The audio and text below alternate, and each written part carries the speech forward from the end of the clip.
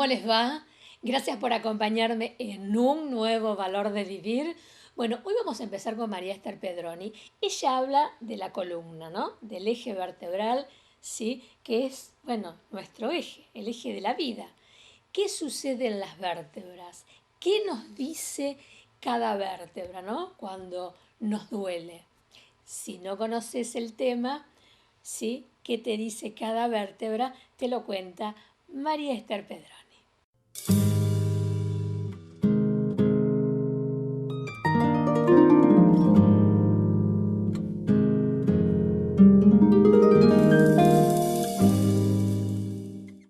Bueno, la columna es el eje de la vida, Sí, es lo que te sostiene. sí. Cada una de las partes de las vértebras tiene un significado dentro ¿cómo te puedo decir? De nuestro estudio, ¿no? Nuestro estudio espiritual. Espiritualmente tiene una connotación. Cada partecita te está demostrando qué te pasa, ¿no?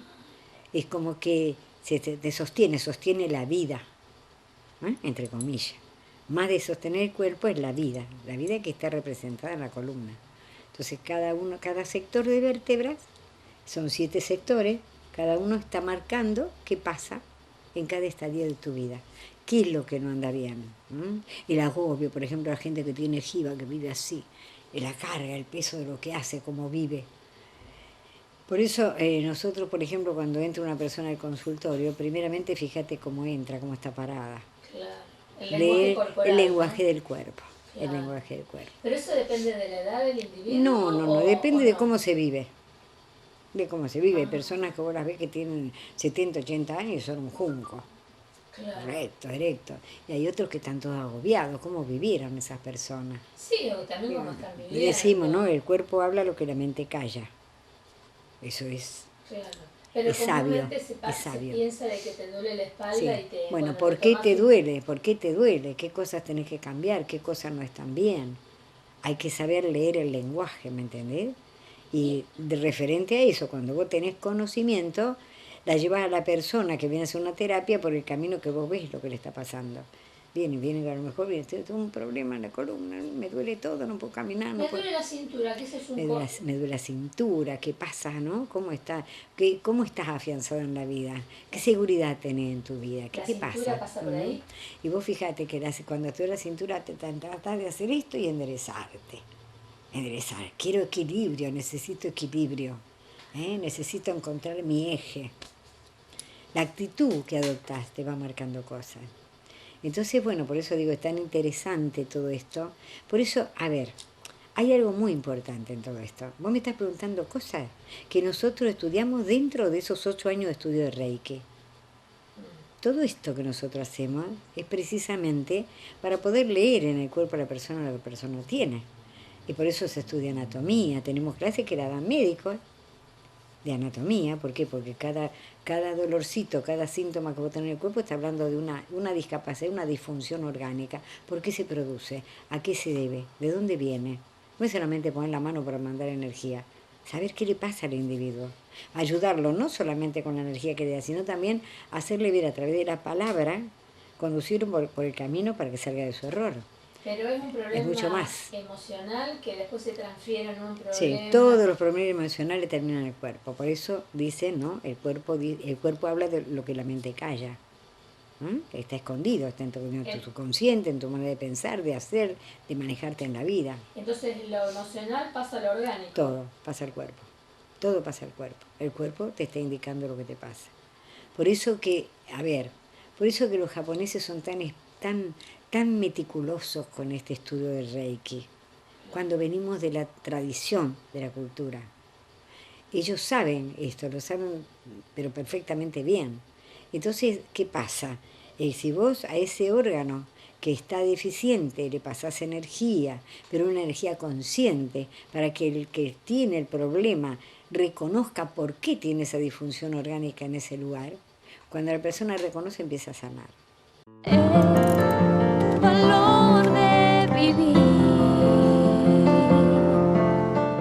Chicas, hay una fundación que es maravillosa, pleno centro de la ciudad, es la Fundación Tendrel también.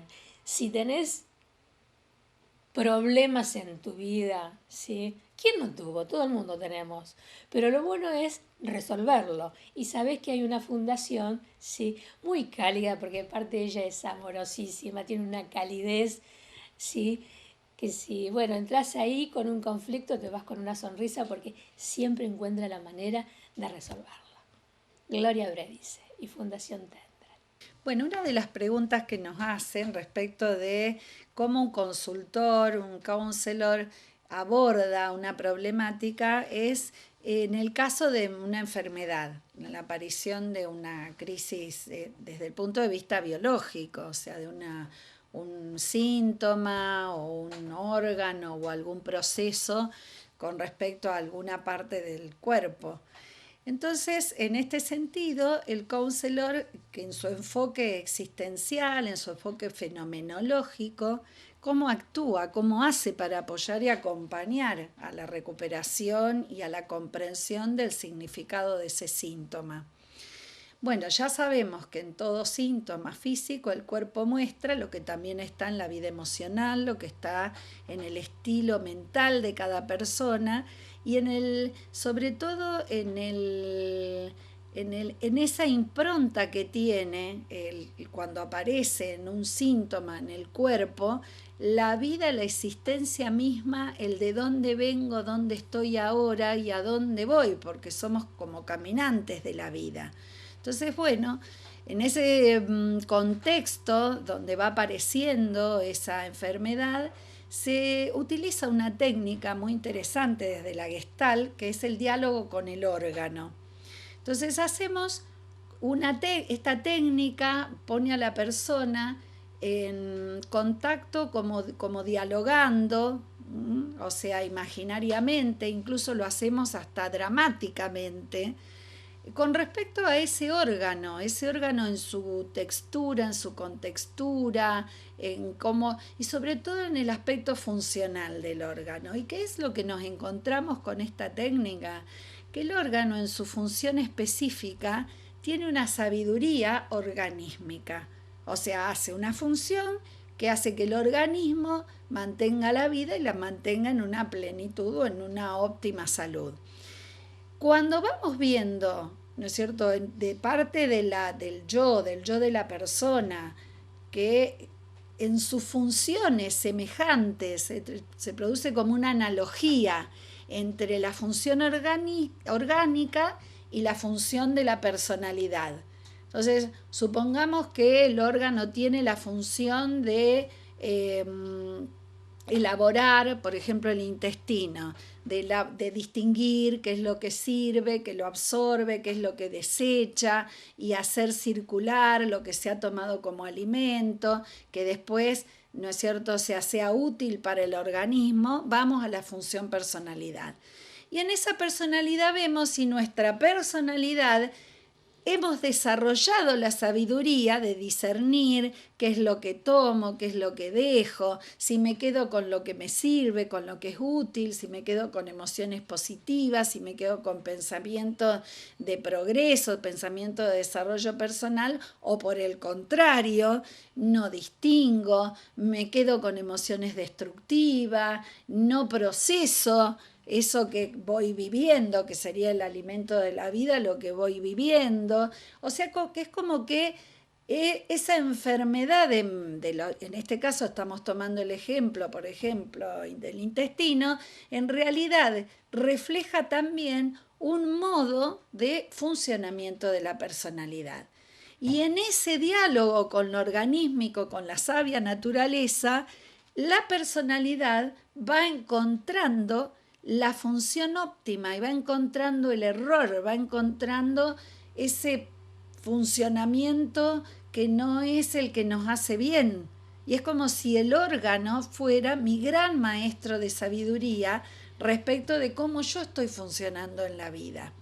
Entonces, la forma en que neurológicamente, desde el punto de vista del pensamiento, desde el punto de vista del sistema neurovegetativo, mis emociones, el estilo de mis ideas, el modo en el que vivo la vida, el modo en el que la interpreto, el modo en el que mi yo se maneja en el contexto, ¿no es cierto?, a través de la enfermedad, a pesar de ser algo que podemos considerar negativo, lo vemos como una oportunidad para aprender y para modificar en la vida.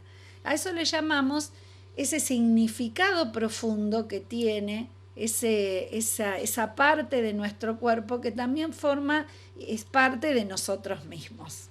El valor de vivir. Siempre me pregunto qué pasa con esta enfermedad que todavía no hay remedios para combatirla. Mucho tiene de emocional, ¿sí? Pero es una enfermedad que se ha llevado a lo largo de los años miles y miles de personas, ¿no? Y estoy hablando del tema que es cáncer. Hoy lo trata el doctor Giraldo Matura.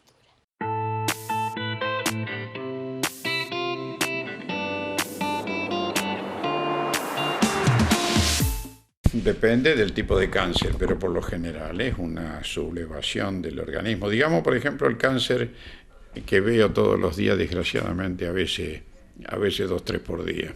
El cáncer de pulmón, que sobre todo el 98% de eso es el tabaco. ¿Qué pasa? El cerebro elabora el gen P52, que mantiene la unidad del cuerpo. Y a toda célula le hace comprender que pertenece a un todo.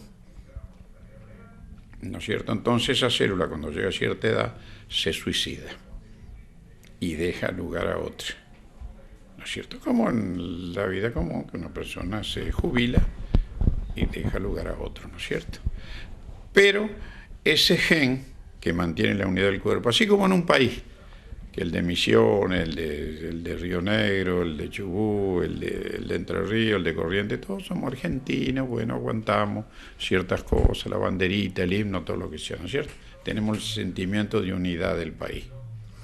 Pero el gen P52 que mantiene esa unidad del cuerpo, por ejemplo, en el caso del tabaco, una sustancia activa que tiene el tabaco, el benzopireno, lo rompe en 3 pedazos. Entonces la célula pierde la noción que pertenece a un todo. Y se subleva. Así como si el de Misiones dice, ¿por qué vamos a trabajar? Mandar la plata a Buenos Aires, nos manda lo que quiere. Paremos, hacemos un país aparte. Lo dice la del hígado, lo dice la de otro lado. En el caso de un país lo dicen otras provincias y eso se desintegra. Y bueno, lo mismo pasa en el caso del cáncer. Quizás sea una comparación un poco grosera comparar un país con el cuerpo, pero el símil vale. Le quiero decir, ¿no es cierto?, de que ahí está una de las causas. Es decir, hubo una desorganización. Por ejemplo, una persona, supóngase que viene una persona con un cáncer. Está dentro del tratamiento oficial, quimioterápico, etc. Yo le explico lo siguiente. En tu cuerpo se está desarrollando una lucha entre 2 ejércitos, el bueno y el malo, el leal y el rebelde. Los remedios que te dan ahora es como un ejército intervencionista, viene, mata bueno, malo, barre con todo. Desgraciadamente los malos se reproducen más. Lo que yo te doy es para levantar tus defensas y para favorecer al ejército bueno. Una cosa no quita la otra. Sería muy irresponsable si le dijera deje todo tratamiento y haga nada más que lo que digo yo. No, yo le permito que es cuestión de conciencia del enfermo, del paciente, que haga los otros tratamientos. Y yo hago el apoyo por el otro lado. Gente, por ejemplo, que ha tenido problemas de cáncer y que usted sabe que con los quimioterápicos se pierde el pelo, se pierde todo, etcétera, ha podido con el tratamiento que uno le da de apoyo poder zafar esa situación y sin ese deterioro físico. El valor de vivir. Continuamos hablando con Adriana Torres, ya la semana pasada lo profundizamos y hoy seguimos hablando porque mucha gente ha comentado este tema, que es los enojos, el conflicto de los hermanos con los padres y memoria celular. Adriana Torres. Siguiendo con esta temática de lo que hablábamos en el micro anterior, de que, bueno, que no siempre, la relación que hay entre hermanos y que no siempre, obviamente, el trato del padre hacia un hijo no ha sido el mismo por múltiples circunstancias, por deseos de tener más hijos, por deseos de no tener más hijos, conscientemente, por supuesto. O sea, hay un montón de factores, pero también es verdad que a medida que vamos creciendo, ¿qué hacemos con nuestra vida? ¿Cómo nos hacemos cargo de nuestra propia vida? Muchas veces al consultorio llegan personas en donde lo tienen todo tan claro y tan acomodado y dicen, claro, yo tengo estos problemas porque mi pobre madre, mi pobre padre han sido víctimas de esto, han sido víctimas del otro, ¿cómo no iban a ser así conmigo? Son hijos que han podido entender por qué llegaron a esta historia y a este momento de sus vidas. Y saben que están anclados en ese porqué y en esa problemática. Pero igualmente vienen porque ¿y ahora qué hago con todo lo que sé?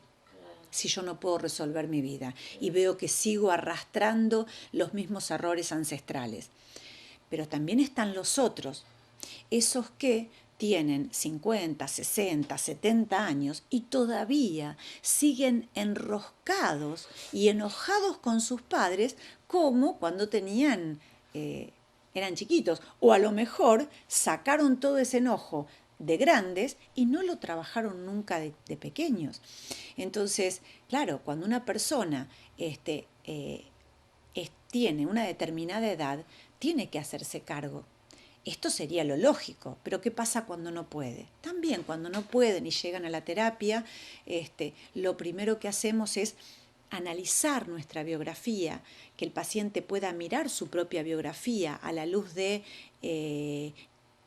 cómo fue esa mamá, cómo fue ese papá, de dónde vienen esa mamá y ese papá, y qué hicieron esa mamá y ese papá para llevarlo a él a ese lugar en donde hoy está anclado. Y por supuesto que cuando nosotros podemos primero entender a nuestros padres, después viene la etapa segunda, que es la etapa del perdón.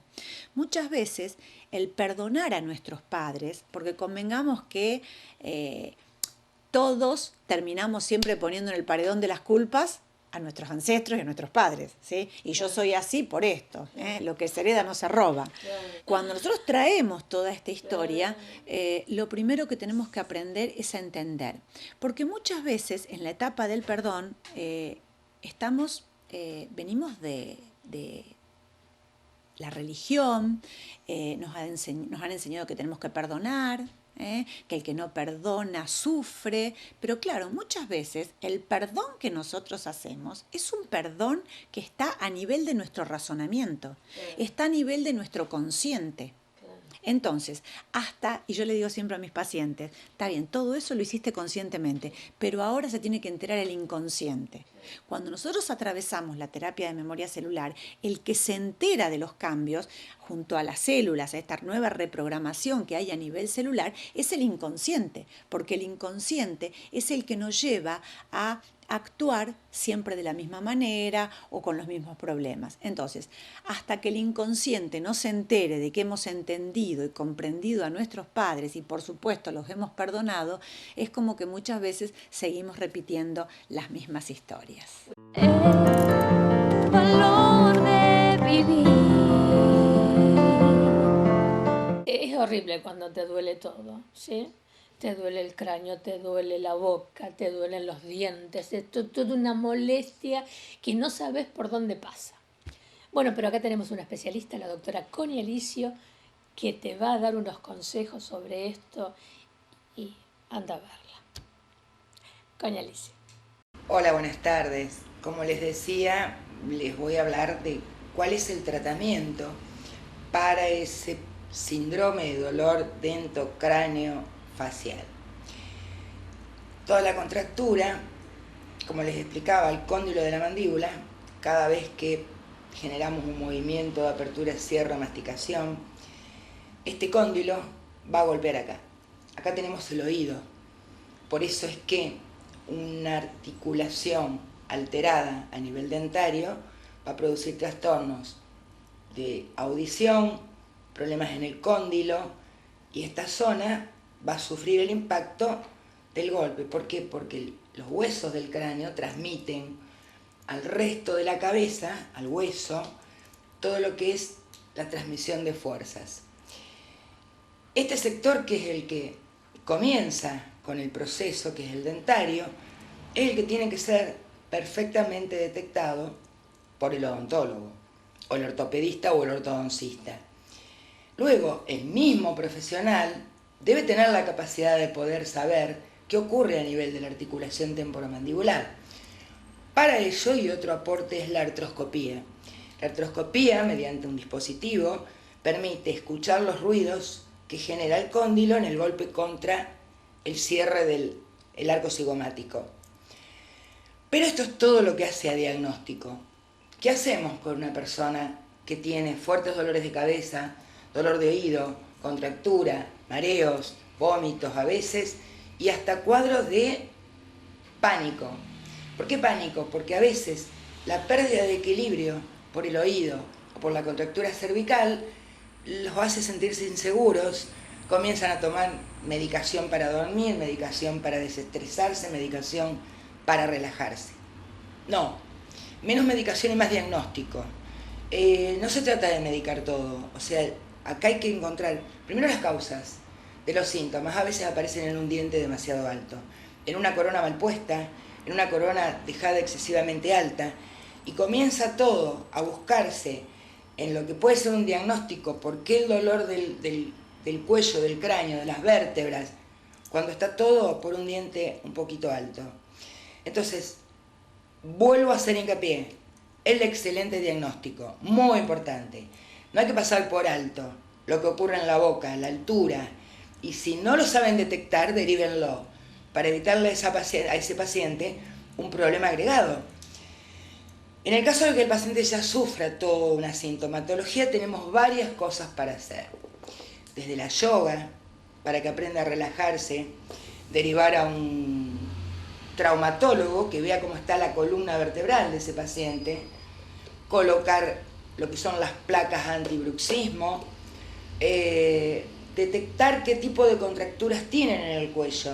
Ahí nos podemos valer interdisciplinariamente de los kinesiólogos, masajistas, el psicólogo, el médico neurólogo, el otorrinolaringólogo y por supuesto el cirujano de cabeza y cuello. Pero podemos hacer simplemente un chequeo, con un chequeo básico a nivel de la altura que tienen las piezas dentarias, podemos estar impidiendo algo mucho mayor. Saben ustedes que yo trabajo con láser hace mucho tiempo.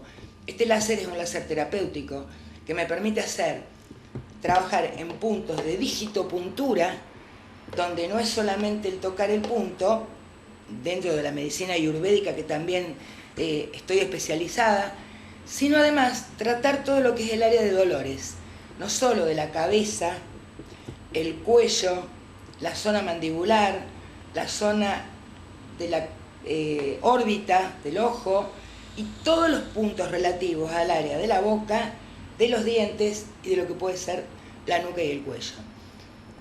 Ese paciente puede usar una placa de relajación, lo cual le va a dar un gran alivio. Entonces, les reitero, ante el primer contacto que sientan respecto a que hay algo en la boca que está tocando mal, una molestia lateral, contractura, cefaleas, no dejen de consultar, porque tiene una solución y a veces más simple de lo que se imaginan. El valor de vivir. Cuando nosotros hablamos de estética, ¿qué pasa? Viste que llega, a ver, septiembre y estamos enloquecidos porque estamos gordas, tenemos kilos de más, nos quedamos achanchadas todo el invierno porque es así, total lo tapamos, pero después, ¿qué pasa? Que llega septiembre, llega octubre y todos esos kilos que tuvimos de más, ¿sí?, están acumulados, tapados pero acumulados. Y después la realidad cuando tenés que ir a la playa. El Centro Aurora tiene unas promociones extraordinarias para que vos puedas estar mejor. Y otro tema que estábamos hablando con Nora del Lago es la persona obesa, que también tiene mucho que ver con la estética, ¿sí?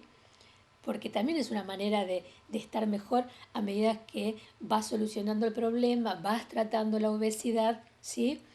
Y te vas a ver mucho mejor. Por eso, no nos quedemos en casa todo este invierno. Aprovechemos todas estas ofertas, todas estas promociones que tiene el Centro Aurora en Estética todo mayo, ¿sí? Para estar mejor. Nora del Lago te comenta. Sí, mira, hemos traído unas arcillas nuevas.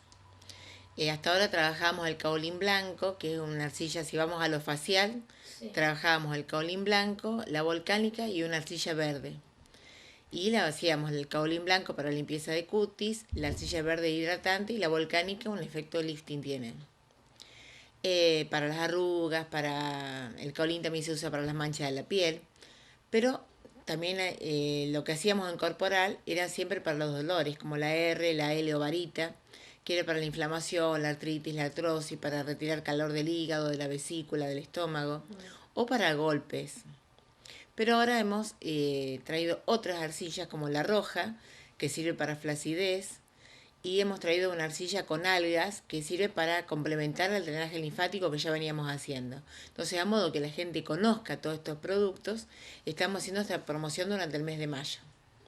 En los que entran en nuestro Facebook, que es Centro de Luz Aurora, va a poder ver todos los precios en promoción que tenemos durante este mes de mayo. Por ejemplo, Y por ejemplo hay tratamientos reductores, que son 2 sesiones semanales de drenaje linfático, de radiofrecuencia, de ponerlos en una camilla que tiene una manta, que es para la circulación, y esto tiene un costo de 2.000 pesos.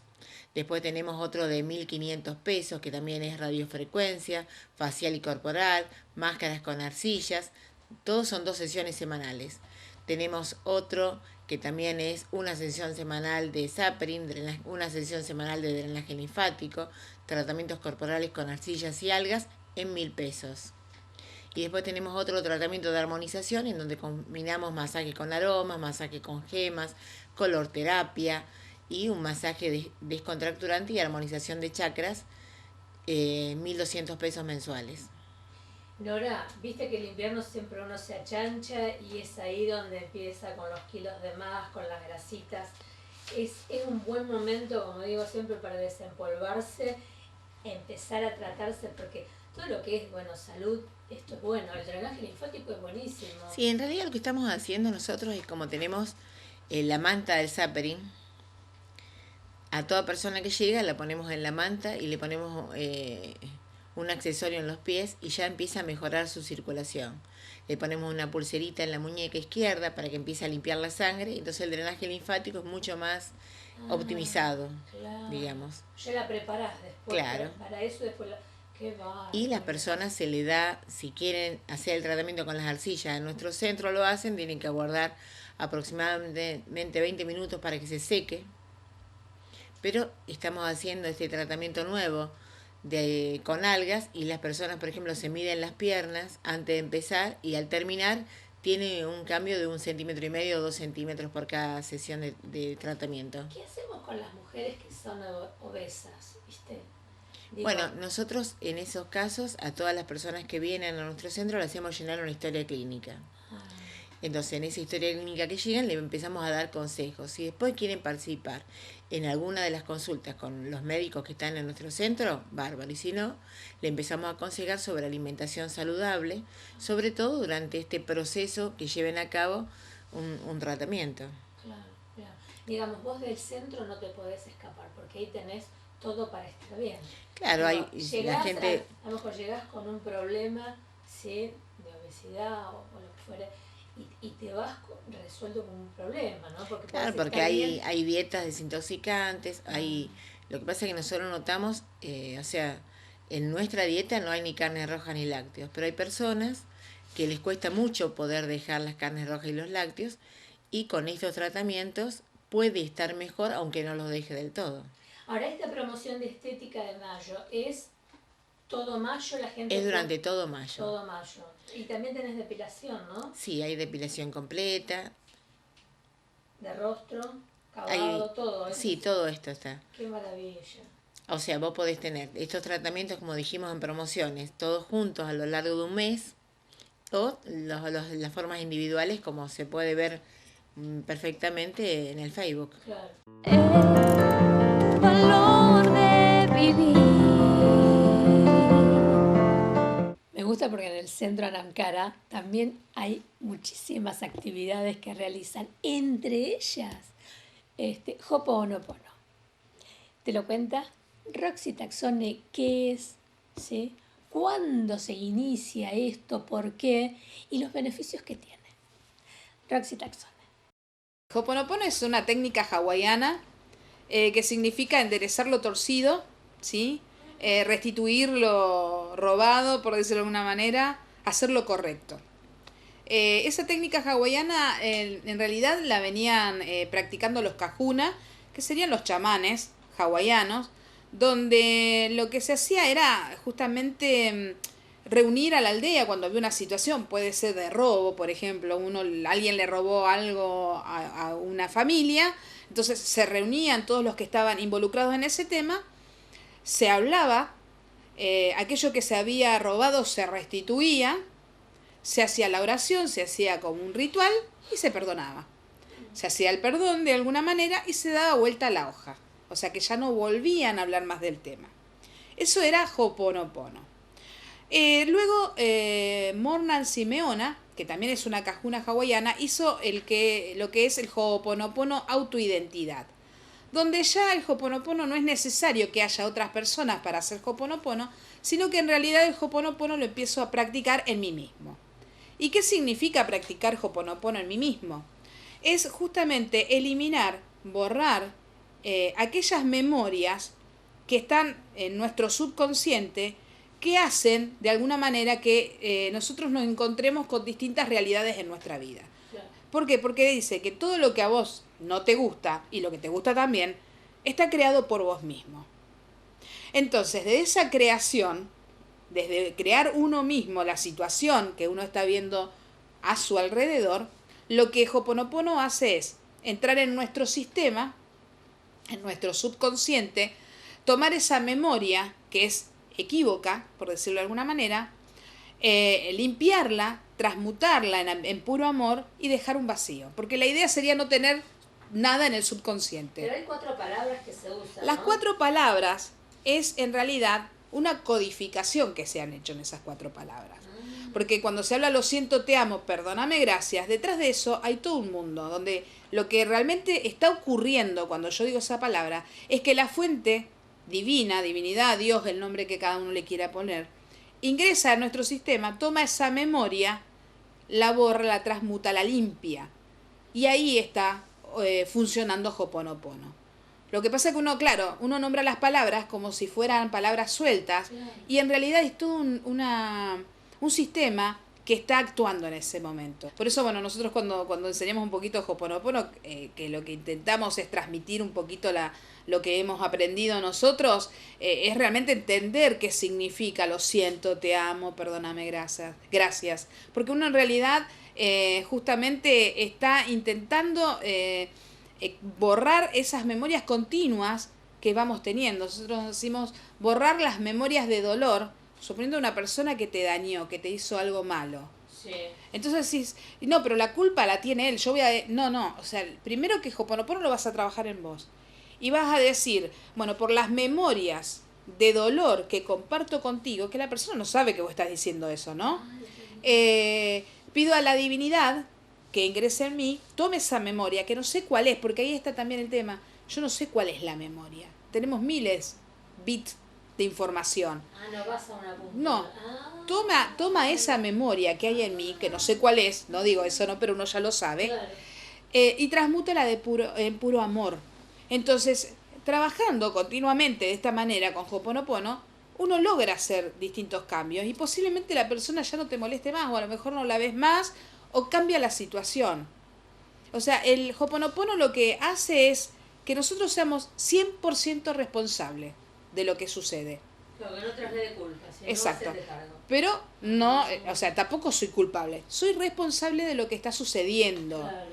Y tampoco le echo la culpa al otro. Y lo trabajo en mí. Y el otro no se entera. Y de hecho nosotros como terapeutas, que vamos trabajando con Reiki o con cualquier sistema, nosotros lo trabajamos continuamente. Porque cada persona que se acerca a nosotros es parte de nuestra creación. Hay un punto de conexión y tenemos que borrar esas memorias donde vemos una persona enferma, con una situación problemática y demás.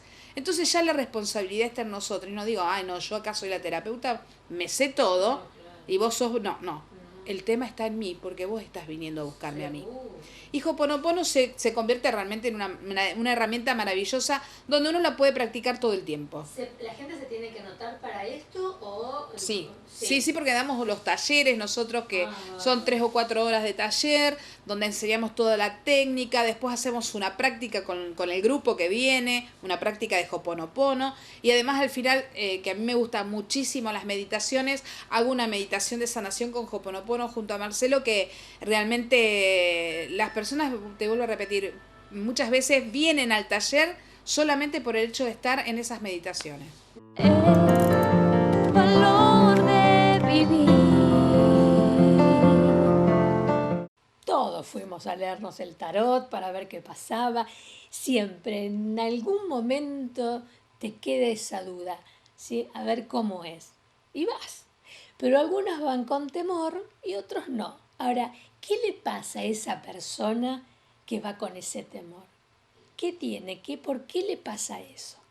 Bueno, Griselda te cuenta de este tema, de los turnos que hay que pedir y lo bien que hace esto. ¿Sí? Griselda y su tarot. Bueno, muchísimas veces me pasa que la consultante llega y te dice, le tengo miedo al tarot. Yo digo, bueno, a ver, sentémonos, charlemos un poco, entramos en ambiente, porque mis consultas, ustedes deben saber, los que no conocen aún, que no han ido nunca a mi consulta, los que ya fueron saben cómo es en un comienzo se charla, nos conocemos un poco, hacemos cambio de energía, lo sereno, peinamos el aura, por decir de algún modo, tranquilizamos, tratamos de armonizar la mente con el corazón, por esta cuestión que yo les dije en el micro anterior, que muchas veces tenemos mezclado intelecto con emoción, con movimiento, con trabajo. Tratamos de relajarnos y empezamos la lectura.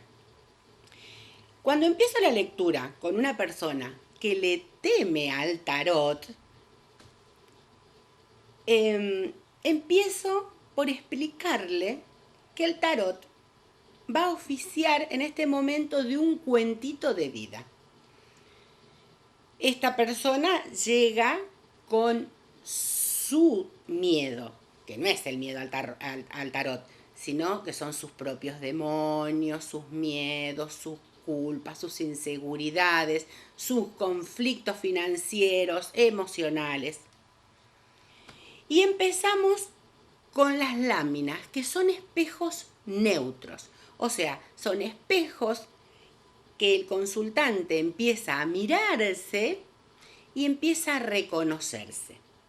Cuando yo le digo lo del cuentito, le voy a contar un cuentito, te voy a contar el cuentito de tu vida en imágenes y con números, el consultante empieza a ver un cuentito de terror, que es toda la información que está manejando. Sigue la consulta, charlamos, va este intercambio de energía, que es muy importante, el intercambio de energía en el sentirnos cómodos, en que el profesional que te esté atendiendo esté dispuesto a escucharte en cuerpo y alma. Y el consultante ahí entrega toda su emoción y la pone sobre la mesa. Cuando llegamos a mitad de la consulta, el cuentito, que antes era un cuento de terror, pasa a ser ya una cuestión de suspenso, ciencia ficción. Ya no estoy tan segura si esta información que yo traía es real o no es real. Ya me suena como a ciencia ficción. Sigue este intercambio, seguimos charlando, leyendo las láminas, viendo la información que está saliendo de tu inconsciente, porque en realidad es traer tu estado de inconsciencia a la conciencia, a poder ver ese cuentito que tenés ahí adelante. Las láminas te van llevando y cuando va terminando la consulta, este cuentito que yo te leo, te muestra que la ciencia ficción ya empieza a ser parte de ese pensamiento que vos tenías y empieza a tener algunos pasitos de comedia. Empieza a ser una comedia romántica, si hay amor, una comedia de otra característica si los problemas son financieros. Con ese cuentito yo le enseño y le explico a quien le tiene miedo al tarot, entre comillas, porque en realidad no es el tarot, sino es a nuestros propios demonios, de qué forma uno va pasando por esta información y sale fortalecido. Y mayormente mis consultantes salen muy satisfechos. Griselda, ¿cuándo atendés? ¿Qué días? ¿Qué horarios? Atiendo de lunes a viernes, previo turno. Esto es muy importante porque el consultante tiene que venir, tener su tiempo, su espacio y que no haya espera, no trabajo con espera. Entonces es de lunes a viernes, desde las 9 de la mañana hasta las 18 horas. El valor de vivir. Nos volvemos a comunicar con Ernesto Santamaría desde España. Y hoy un tema que ustedes lo van a escuchar y van a decir, no puede ser. Digo, qué mundo loco, ¿no? Porque, digo, cómo ordenan y desordenan el mundo y en el camino van quedando gente. Y pensaba, nosotros hablábamos de la esclavitud cuando leíamos o cuando vemos en un video, y en este siglo, cómo se tiene a la gente, ¿no? La trata de personas, el tráfico de personas, cómo son los movimientos en el mundo, cómo utilizan a la gente pobre. Por eso siempre hay que tener en la mira el poder político cuando hay tantos pobres en un país, porque es el caldo de cultivo para el tráfico de personas, para los chicos, para la droga. Digo, cuando reordenan el mundo, cuando los que manejan un país tienen a un pueblo sometido, ¿sí? Con algunos, plancitos y la miseria. Y yo digo, hay que estar alerta a eso. Y hoy hablamos con Ernesto Santamaría de esto, del tráfico de personas, ¿sí? Acá lo tenemos. El término trata de blancas fue usado a partir del siglo XIX.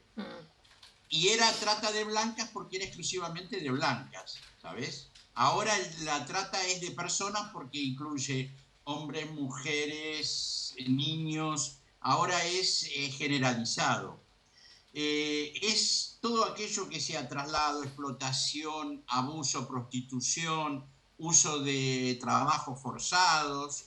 Todo eso ahora está incluido en lo que es la trata de blancas. Por ejemplo, acá en España, entre 50 y 70 mil son las mujeres víctimas de explotación sexual que fueron engañadas, porque hay muchas personas que son atraídas de países donde o hay baja cultura o poco trabajo y las traen con promesas de trabajo. Y una vez que las traen aquí, las prostituyen para poder pagar todos los gastos que dicen que tuvieron. Casi siempre oscilan los 30.000 euros el gasto. Claro. Entonces están de por vida trabajando porque es un sometimiento de esclavitud.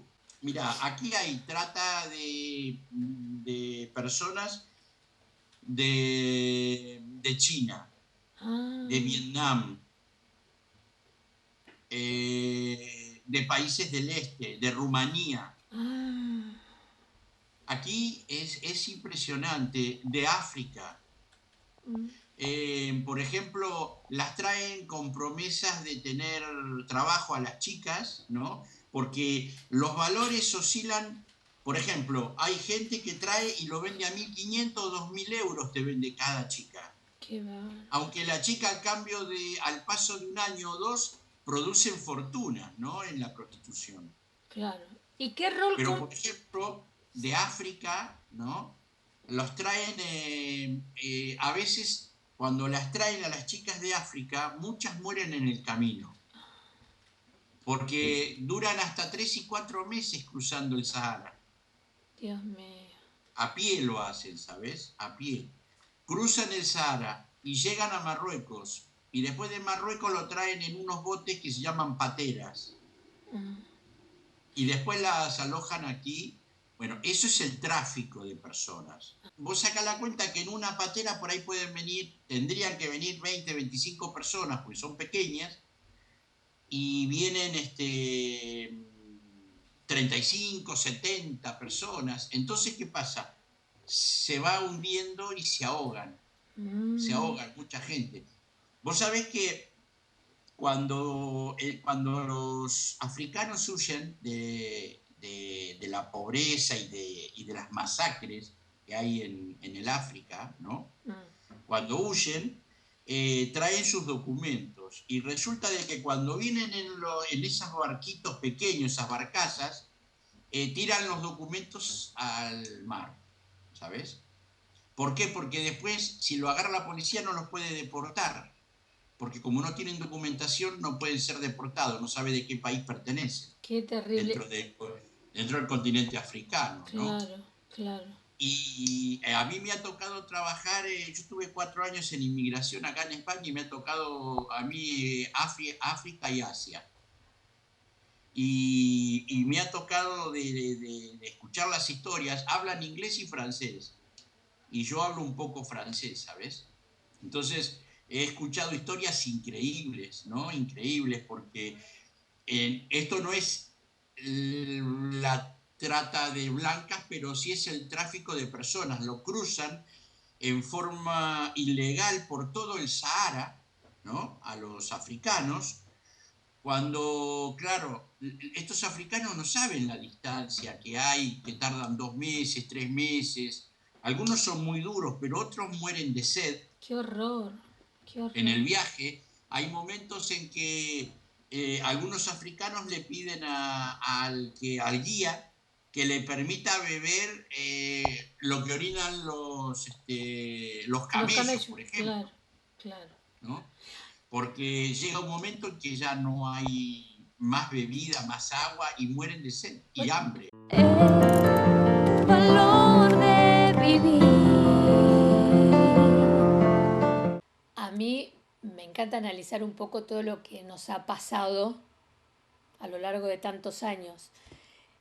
Yo siempre me pongo la parte política porque tiene mucho que ver. Vos me decís que tiene que ver los desencuentros en las parejas. Pero ¿te acordás de la llegada del doctor Alfonsín, el divorcio, las mujeres que nos queríamos después desligar de un montón de cosas, liberarnos, todo lo que nos pasó en esa época? Después, en la época menemista, también todo ese desplome que hubo en la economía, la mujer tuvo que salir al frente, y así infinidades de cosas, ¿no? En esta tercera etapa que no nos soportamos, estamos 1 año, 2 años, lo dejamos, digo, hay una catástrofe en la familia, en la pareja, y después te encontrás con lugares de solas y solos. Entonces, ¿qué nos pasó en todos estos tiempos, en todo este tiempo, ¿sí? Con este deterioro? Antes no se hablaba, ¿sí? Bueno, pero ahora hablamos un poco más. ¿Y por qué toda la gente se ha volcado a esto, a la espiritualidad?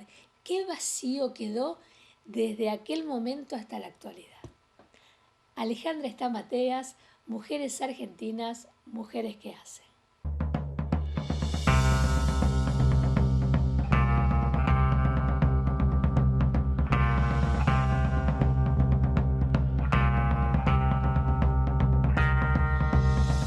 Bueno, en primer lugar por la capacidad que empezamos a tener de reconocer que teníamos conflictos y que los podíamos hablar. Porque viste que antes, en la época de nuestras abuelas, por ahí mucho no se hablaba, no se decía, las expectativas que se tenían con respecto a la vida familiar, que tenía una mujer especialmente, con respecto a su vida personal o familiar, eran muy pocas, muy escasas, pero estaban felices con esas expectativas, que era, bueno, no sé si me conviene estudiar, porque en realidad yo me quiero casar, las habían preparado para casarse, para tener hijos, para estar dentro de la casa, para ser las mujeres que trajeran paz en el vínculo familiar y todo ese tipo de cosas. Entonces, cuando una mujer lograba esas metas, ya estaba satisfecha, estaba contenta, salvo alguna que otra que por ahí decía, no, yo quiero algo más.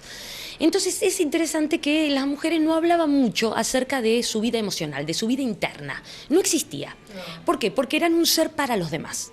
Claro, es verdad. Entonces, tenían que atender al marido, la palabra atender, que es fuerte esa palabra, atender, después ya la vamos a atacar un poquito a esa palabra, atender al marido, estar viendo las necesidades de los hijos, sacrificarse por toda la familia, ella era la que se tenía que sacrificar por toda la familia, y entonces no había tiempo para mirarse para adentro y ver qué era lo que estaba pasando.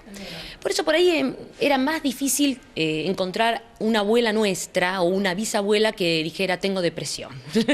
O sea, tal vez la tenía, pero no sabía cómo era esto, porque no se conocía, no se hablaba. Las familias eran muy reservadas, se cuidaba todo. Y hoy la mujer, y gracias a Dios los hombres también, están mirándose más para adentro. Y están entendiendo que no nacieron para los otros. Que están en un mundo donde hay otros, pero que para que los otros estén bien, primero tienen que estar bien.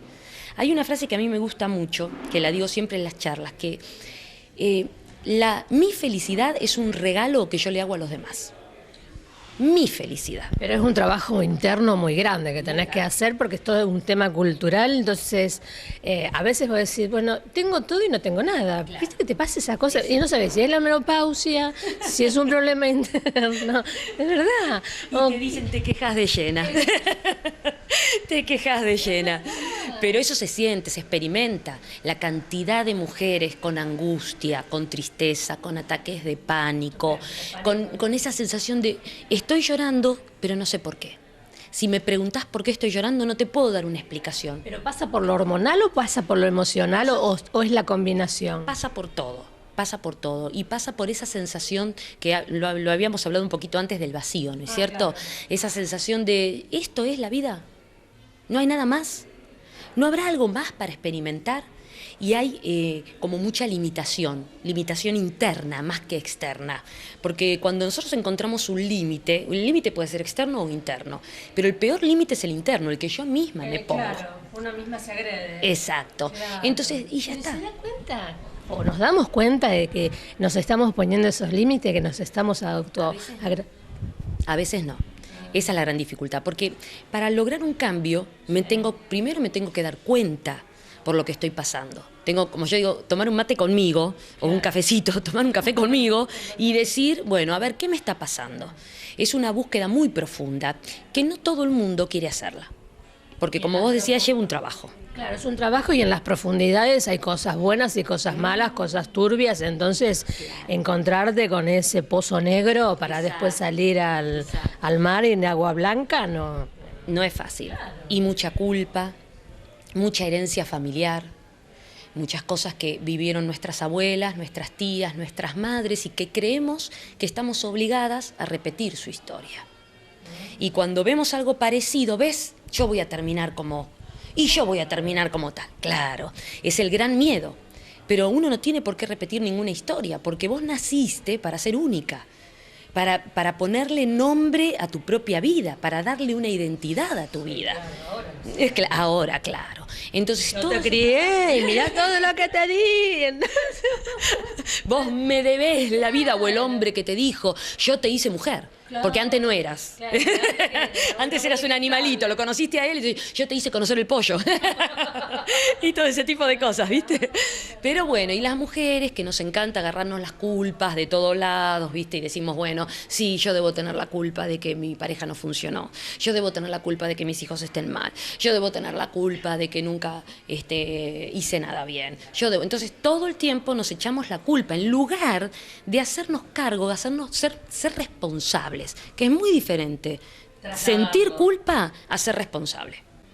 Nosotros venimos criados, yo no sé allí en Rosario, pero en Buenos Aires, criados con esta crianza de culpa, pero no responsabilidad.